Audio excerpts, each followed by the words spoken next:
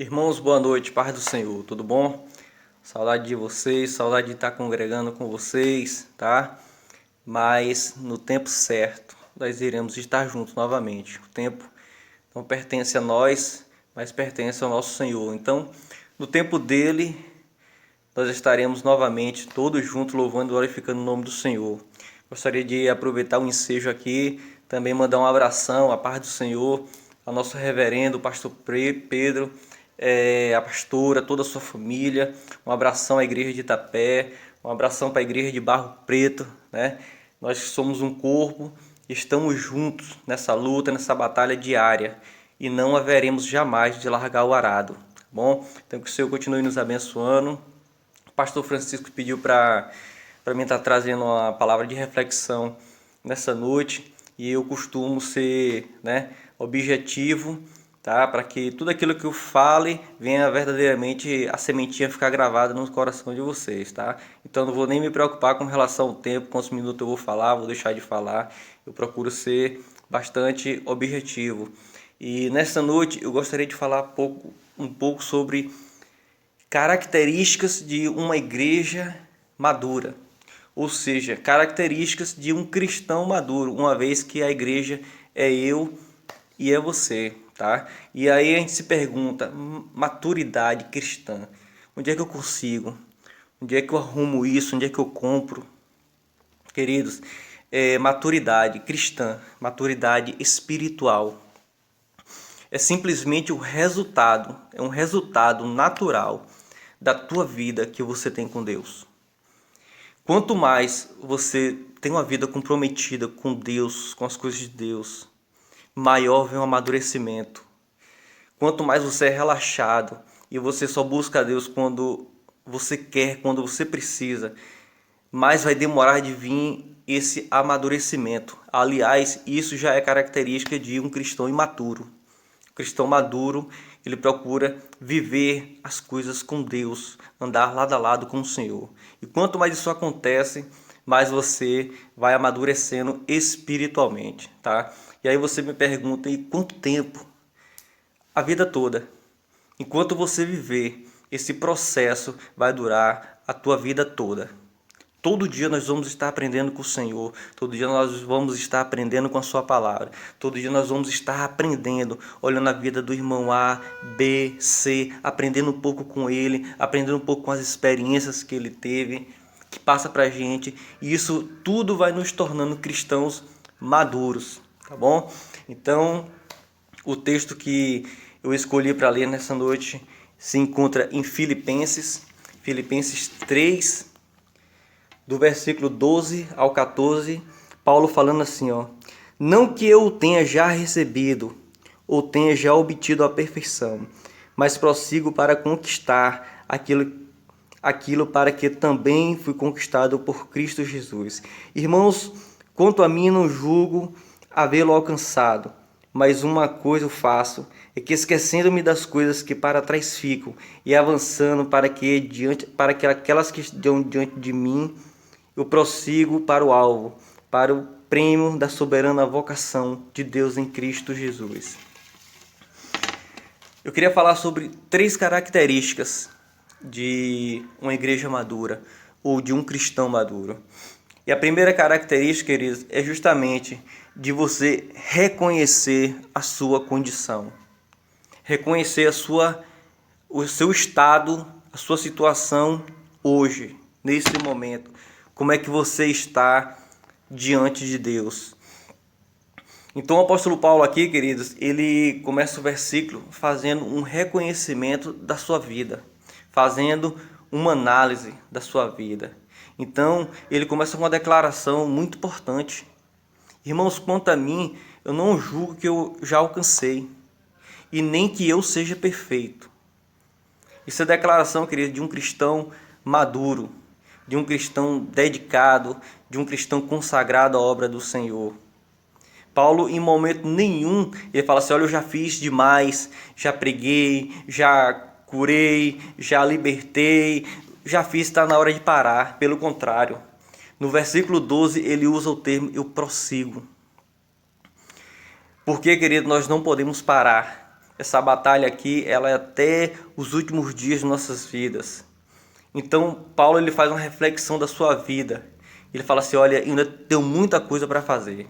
Eu já fiz muito, mas ainda tem muita coisa ainda para ser feita através da minha vida para a obra do Senhor. Então eu prossigo para o alvo.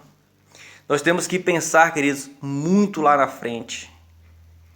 Isso é características de uma igreja madura, que pensa, que olha com os olhos fixos lá na frente, buscando Jesus como nosso alvo, como nosso objetivo. Nós não podemos pensar pequeno, nós temos que pensar grande. Uma certa feita, eu trabalhando numa empresa e eu fui até o Rio de Janeiro, no aeroporto do Galeão, buscar o dono dessa empresa que eu trabalhava. E aí eu peguei ele e no caminho de volta, nós prestávamos um serviço à Petrobras, que é uma empresa muito exigente, e a gente conversando sobre qualidade de serviço, ele falou assim, olha Wesley, nós temos que buscar a perfeição, porque quando a gente busca a perfeição, a gente consegue chegar no bom. Mas quando a gente busca o bom, a gente consegue chegar só no mais ou menos ou no ruim. Então você tem que pensar na perfeição, porque você vai conseguir, mesmo que não chegue à perfeição, mas você vai conseguir um resultado muito bom. Eu aprendi isso com ele. E eu trago isso sempre para a minha vida. Nós temos que pensar grande, pensar lá na frente, que nós vamos ter resultados muito bons. E é isso que Paulo estava falando. Já fiz muito, mas não é hora de parar. Ainda é tempo de prosseguir. E eu preciso prosseguir em busca de um alvo, em busca de um objetivo. Só que o cristão imaturo, ele fica dentro da igreja e ele começa a comparar a vida dele com as dos demais irmãos. Ele olha para o irmão da direita e aí ele fala assim, vixe Maria, esse irmão ele ora demais, ele jejua demais, ele vai para o monte, ele faz e acontece, nesse patamar aí eu nunca vou conseguir chegar. Então ele fica ali estacionado. Aí ele olha para o outro irmão e fala assim, vixe meu Deus, esse irmão aqui ele peca mais do que eu. Eu não vejo ele cantando na igreja, eu não vejo ele adorando, eu não vejo ele orando, não vejo nada. Então eu estou melhor do que ele. Sendo assim, se eu estou melhor do que ele, eu estou numa condição boa, numa condição que me deixa confortável. Querido, nós não fomos chamados para isso. Quem somos nós para nos colocar e colocar irmão A, B ou C numa balança e dizer aqui tá bom? Isso não é papel nosso. Isso é simplesmente característica de um cristão imaturo.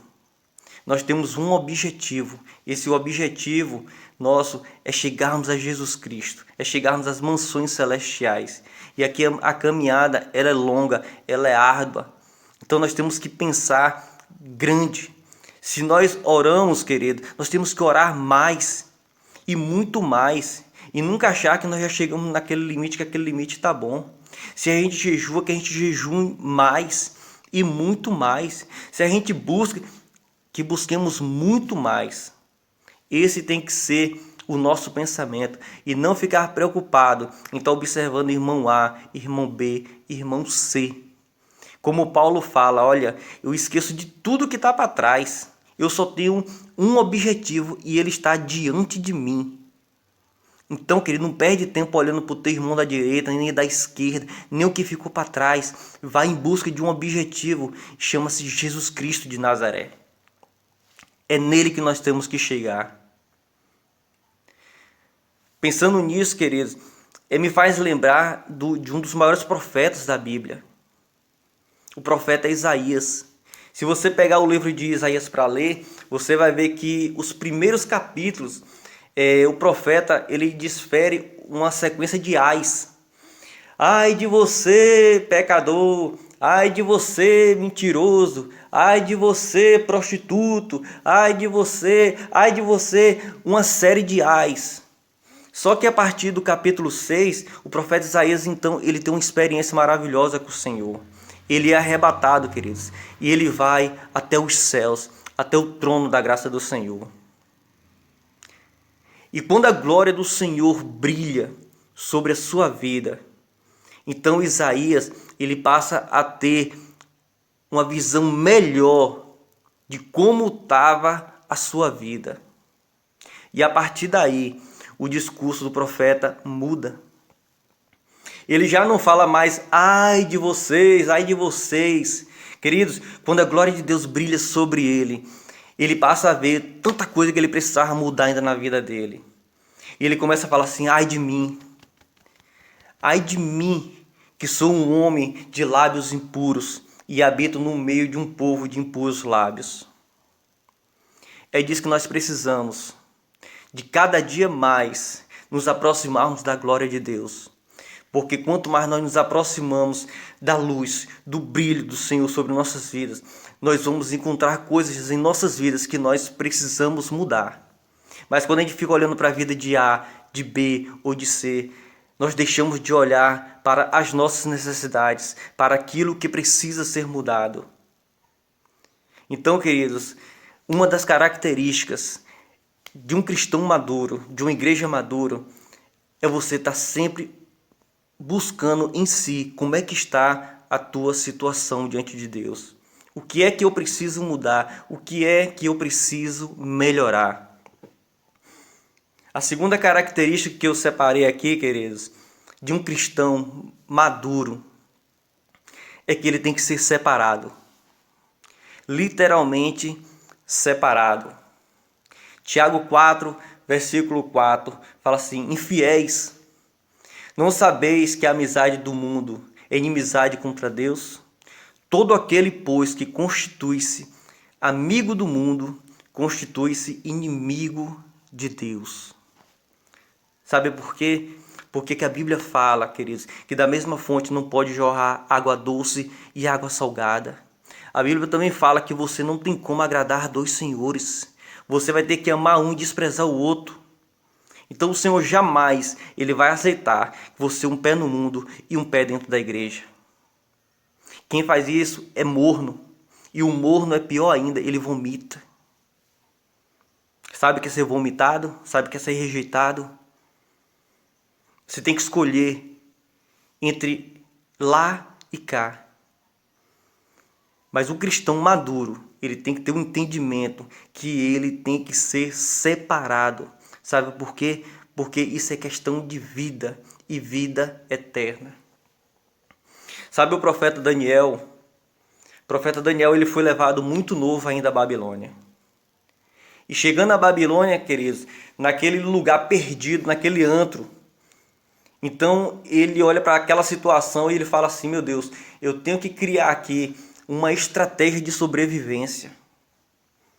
Porque se eu não criar essa estratégia aqui, se eu não seguir aqui dentro, é um povo que tem cultura diferente da minha, que pensa diferente de mim e que não tem a mesma religião, não serve ao mesmo Deus que eu sirvo. Se eu não tiver cuidado, tudo isso eu vou perder aqui dentro.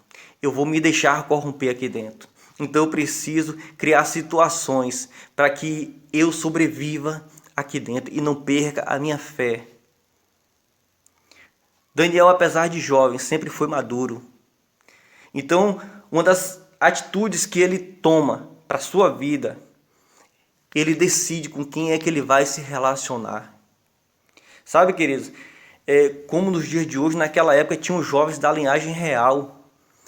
Eram os bambanzinhos da época, eram os riquinhos da época. Ele poderia ter escolhido esse tipo de gente para se relacionar. Mas aí, eu tenho certeza que ele pensou, aqui dentro eu não posso escolher cor, raça. Eu tenho que encontrar pessoas que pensem como eu, que haja como eu, que comungue da mesma fé que eu. Eu preciso me relacionar aqui com pessoas que estejam no mesmo patamar espiritual que eu, ou maior, para que eu aprenda com elas. Porque se eu escolher qualquer outro tipo de pessoas que estejam numa direção totalmente diferente da minha, eu posso me corromper. E assim ele faz. Dentre seus amigos queridos, estavam Sadraque, Mesaque e Abednego. Pessoas separadas pelo Senhor. E isso ajudou e muito a Daniel. Daniel viveu longos anos da Babilônia. E a atitude que ele teve no início, quando ele chegou, foi muito importante para que ele passasse toda essa trajetória até os seus últimos dias na Babilônia. E o Senhor o honrou. Quem tem sido os teus amigos? Quem é que você tem escolhido para se relacionar? Quem são as pessoas que estão dentro da tua casa, sentando à tua mesa? De quem você tem ouvido os conselhos? Há uma diferença muito grande, queridos, entre amigos e conhecidos. Conhecidos nós temos muito. Amigos são aquelas pessoas que nós escolhemos, muitas vezes para desabafar, para contar nossos sonhos, nossos projetos, muitas vezes para ouvir um conselho. O ímpio não tem nada de Deus para te oferecer. Sabe por quê? Porque ele não vive a essência de Deus. Ninguém pode dar o que não tem. Quem você tem escolhido para viver lado a lado com você? Tem te ajudado a crescer?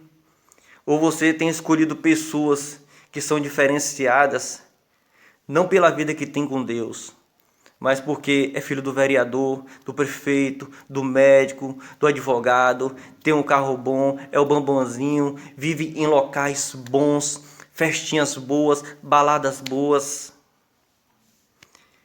Deixa eu te falar uma coisa aqui, querido. Nós estamos neste mundo, vivemos com todo tipo de gente. Talvez você fale assim, mas meu irmão, não tem como a gente estar vivendo nesse mundo e ser indiferente com todo este mundo. Você entendeu o que eu quis dizer? Existem amigos e amizade. Nós certamente estamos rodeados de muita gente e nós temos que estar verdadeiramente no meio deles. Nós temos que ganhá-los para Jesus. Mas deixa eu te falar uma coisa aqui, queridos. O que faz um navio afundar não é a imensidão de água que está ao seu redor. O que faz um navio afundar é a quantidade de água que entra dentro dele e o leva a pique. O que faz um cristão afundar não são as pessoas que estão ao seu redor. Não é este mundo que está nos cercando. O que faz um cristão afundar é quando o mundo mina as nossas vidas e começa a entrar dentro de nós. Ser separado é uma característica de uma igreja madura e de um cristão maduro. Isso é questão de sobrevivência, isso é questão de vida e vida eterna. Então, queridos, seja separado, seja sábio, veja com quem você anda, porque tem um ditado que diz assim, ó, me diga com quem você anda, que eu vou te dizer com quem você é. Isso é uma verdade. Tem outro ditado que diz que quem se mistura com porcos, farelo come. É uma outra verdade. Talvez você fale assim, não, eu tô com esse amigo meu aqui para cima e para baixo, eu vou ganhar ele para Jesus. Meu namorado não é crente, minha namorada não é crente, porque eu vou ganhar ele para Jesus. Conheço muitos que foi por esse caminho, que se desviaram, não conseguiram mais voltar para os caminhos do Senhor. Muitos partiram sem o Senhor, perderam a sua salvação. Isso é questão de sobrevivência. Isso é questão de maturidade. O cristão maduro, ele sabe selecionar as pessoas que vão acrescentar na vida dela, principalmente na vida espiritual. Tá bom? Então, Daniel, queridos, estava na Babilônia. Porém, a Babilônia não estava em Daniel. José estava no Egito, mas o Egito não estava dentro de José. Nós estamos nesse mundo, porém o mundo não pode estar dentro de nós. Questão de escolha, questão de ser maduro, é questão de decidir o que nós queremos para nossas vidas. O que a Bíblia fala, nós temos que ser separado. Ser separado é a característica de um cristão maduro. É questão de vida e vida eterna, tá? A terceira característica e a última que eu selecionei aqui, eu gostaria de falar um pouco sobre unidade. Unidade no corpo, unidade na igreja. Juntos, nós somos um em Cristo. Juntos, não é sozinho, juntos, nós formamos um só em Cristo. E jamais, queridos, jamais vai haver uma família, uma igreja bem ajustada se não houver a presença da unidade no meio de nós. Olha só o que é que Paulo fala em 1 Pedro 3,8. E finalmente, sede todos de um mesmo sentimento, compassivo, amando os irmãos entranhavelmente, misericordiosos e afáveis. É isso que nós precisamos viver. Um só sentimento, um só corpo, um só Senhor. Se todos sentem uma dor, sente todo mundo junto. Se nós vivemos em alegria, vive todo mundo junto em um só sentimento. Tá? Efésios 4,16, do qual todo o corpo, bem ajustado e ligado pelo auxílio de todas as juntas, segundo a justa operação de cada parte, faz o aumento do corpo para sua edificação em amor.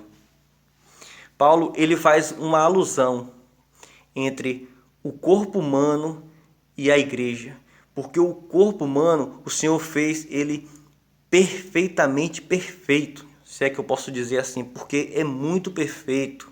Então Paulo ele faz essa alusão. A igreja ela tem que trabalhar da mesma forma que o corpo humano. Queridos, o corpo humano é a máquina mais perfeita que existe na face da terra. E quando o Senhor ele forma o homem, ele cria os membros, cria cada órgão, coloca cada um em seus respectivos lugares e dá a ele, cada um, as suas funções. Fala assim, ó, vocês vão trabalhar e bem para que o corpo humano viva bem. Cada um vai ter sua função e cada um vai desempenhar ela muito bem. E é isso que Paulo fala, que a igreja ela tem que ser como o corpo humano. Então, querido, quando Deus cria todo este corpo, todo esse conjunto, ele fala assim, agora o cérebro vai comandar toda esta máquina, porque Deus ele é sábio, Deus ele é muito sábio. Você já pensou se cada membro do seu corpo ele fosse autossuficiente? Se cada membro do seu corpo ele fosse dono do seu próprio nariz? Se ele se governasse? Pensa comigo, irmãos, se cada membro fosse dono do seu próprio nariz.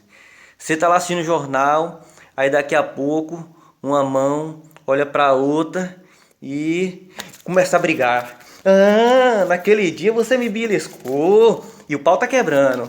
Daqui a pouco você tá na rua resolvendo um problema, na correria, vai no médico, vai no banco, vai em tal lugar, paga a conta, correndo. Daqui a pouco uma perna fala, rapaz, esse sol tá quente, eu vou parar, não vou andar não, um sol desse, e ela trava. Aí você começa a andar puxando de uma perna. Daqui a pouco a outra perna fala assim, ah não, se ele não vai trabalhar eu também não vou parar também. Aí você começa a se rastejar pelo chão. Você chega em casa com fome e aí sua esposa preparou aquela comida maravilhosa para você e você tirou aquele pedaço de carne gostoso e quando você vai levar na boca, a outra mão chega e puxa e fala assim, não, você não vai comer não. E aí a mão fala assim, mas eu preciso levar a comida na boca porque ele precisa se alimentar para que o corpo viva bem, porque aqui tem proteínas. E aí a mão fala assim, não vai não. Sabe, queridos, o nosso corpo viveria em constantes conflitos, em constantes guerras. É por isso que Deus ele fala assim, olha, o cérebro vai gerenciar toda esta máquina. Da mesma forma, é a igreja do Senhor. A Bíblia fala que nós somos o corpo, porém o cabeça é Jesus Cristo de Nazaré.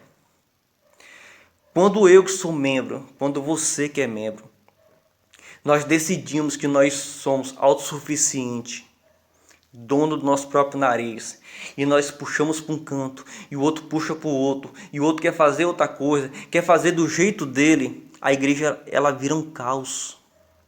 O corpo de Cristo passa a viver em conflitos, porque isso não pode existir, porque nós fomos projetados pelo Senhor para vivermos em unidade, cada membro cuidando um do outro e não cada um esticando um para um lado e outro para o outro. Aí talvez você olhe para o corpo e fala assim, ah, mas eu queria ser perna, eu não queria ser braço. Queridos, se todos fossem braços não existia perna, ninguém andava. Se todos fossem pernas não existia braço. Se todos fossem olhos não existia orelha. e por aí vai. Aprove ao Senhor fazer do jeito dele. Colocar cada um no seu devido lugar, com a sua devida função. Talvez você está dentro da igreja, você fala assim, mas eu não vou lá na frente cantar. Eu não estou no altar. Talvez você está em outra função. Deixa eu te falar uma coisa aqui, queridos.